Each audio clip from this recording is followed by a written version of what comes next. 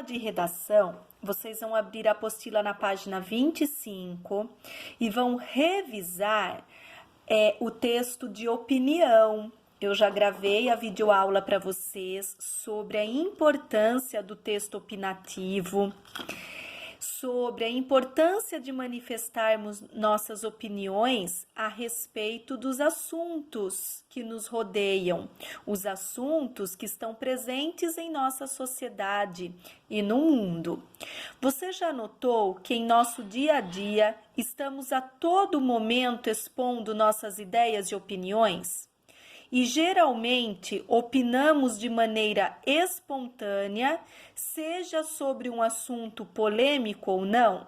O que é um assunto polêmico? Assunto polêmico que gera discussão ou debate. E quando expomos opiniões por escrito, geralmente o fazemos por meio de um texto chamado texto de opinião. Leia sobre ele. Então, vamos revisar um pouquinho as principais informações do texto de opinião.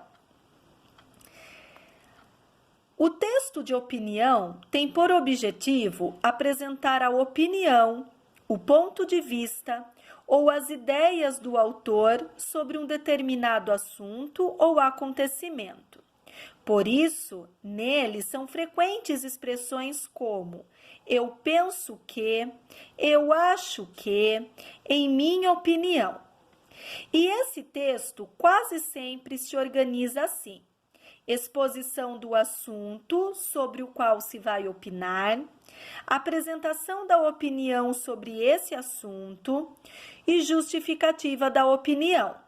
Então, turma, seguindo esta estrutura, estes tópicos importantes, o seu texto deverá ter a exposição do assunto, a apresentação da opinião e a justificativa da opinião, ou seja, o porquê que você tem esta opinião.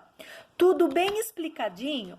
Vocês vão lá na temática da página 26. É sobre esse tema aqui que nós vamos produzir um texto de opinião. Vamos lá. Agora é a sua vez de expor sua opinião sobre esse assunto. Escreva um pequeno texto expondo a sua opinião sobre: animais devem participar de apresentações circenses?